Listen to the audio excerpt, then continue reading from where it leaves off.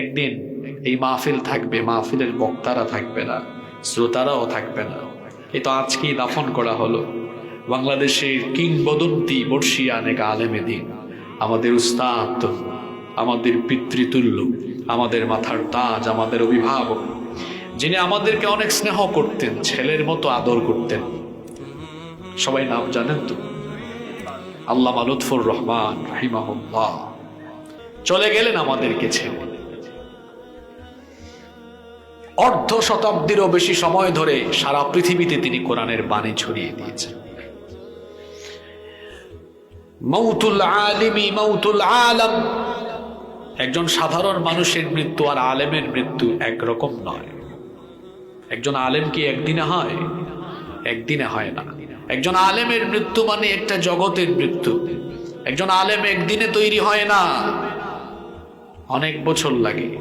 গত কয়েক বছরে আমরা যাদেরকে হারিয়েছি, কাদেরকে হারিয়েছি আমরা হারিয়েছি গত কয়েক বছরে আল্লামা আহমদ শফি রাহিমাহুল্লাহ, কত উঁচু স্তরের আলেম তিনি ছিলেন। আমরা হারিয়েছি আল্লামা জুনাইদ বাবুনগরী রাহিমাহুল্লাহ। আমরা হারিয়েছি সিলেটের প্রিন্সিপাল হাবিবুর রহমান রাহিমাহুল্লাহ। হারিয়েছি আমরা মুফতি আমির রাহিমাহুল্লাহ। হারিয়েছি মাওলানা জুবাইর আহমদ আনসারী রাহিমাহুল্লাহ। কয়েক মাস আগে আমরা হারিয়েছি সারা বাংলাদেশ এবং গোটা দুনিয়ার বাংলা ভাষাভাষী মুসলমানদের কলিজার স্পন্দন, কোরআনের পাখি আল্লামা দেলাওয়ার হুসাইন সাঈদ রাহিমাহুল্লাহ। যে নামগুলো বলেছি, আপনি কি তাদেরকে একজন ব্যক্তি মনে করেন? এক একজন ব্যক্তি এক একটি বিরাট গবেষণাগার, এক একজন ব্যক্তি এক একটা বিরাট প্রতিষ্ঠান। আল্লাহ রসুল বলেছেন, কিয়ামতের আগে আল্লাহ হঠাৎ করে মানুষের অন্তর থেকে ইলম উঠায় নেবেন না। ওয়ালাকিন ইয়াকবিদুল ইলমা বিকবদিল উলামা। আলেমদেরকে ওঠানোর মাধ্যমে আল্লাহ ইলম উঠায় নেবেন। আমাদের মাথার তাজ অভিভাবকরা যেভাবে আমাদেরকে রেখে চলে যাচ্ছেন, দিন দিন আমরা যেন অভিভাবক শূন্য হয়ে যাচ্ছি। আমরা আল্লাহর কাছে দোয়া করছি, আল্লাহ যারা চলে গেলেন আমাদেরকে রেখে, প্রত্যেকের ভুল ত্রুটিগুলো মাফ করে দাও, তাদের সারা জীবনের খেদমতগুলো কবুল করে নিয়ে তাদেরকে জান্নাতুল ফেরদাউসের মেহমান বানিয়ে দাও। বলেন আমিন। একই পথের পথিক আমরা। এই পৃথিবী আমাদের কারোরই আসল ঠিকানা নয়।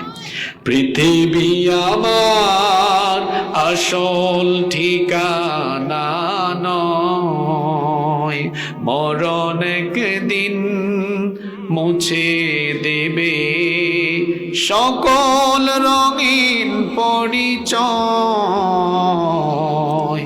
পৃথিবী আমার আসল ঠিকানা নয়, মিছে মানুষের বন্ধন, মিছে মায়া স্নেহ প্রীতি ক্রন্দন, মিছে অভিনয় নাটকের মঞ্চে, মিছে জয় আর পরাজয়।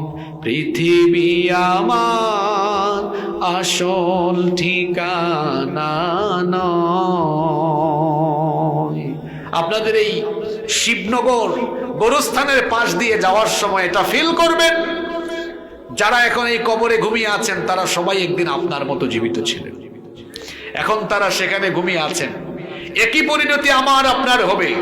কবর আমাদের আসল বাড়ি। এই এলাকার যে সুন্দর বাড়ি বানিয়ে আমি মানুষকে বলি এটা আমার বাড়ি, এটা আমার বাড়ি নয়, কবর হলো আমার আসল বাড়ি। এই মাটিতে আমাদেরকে ফিরে যেতে হবে।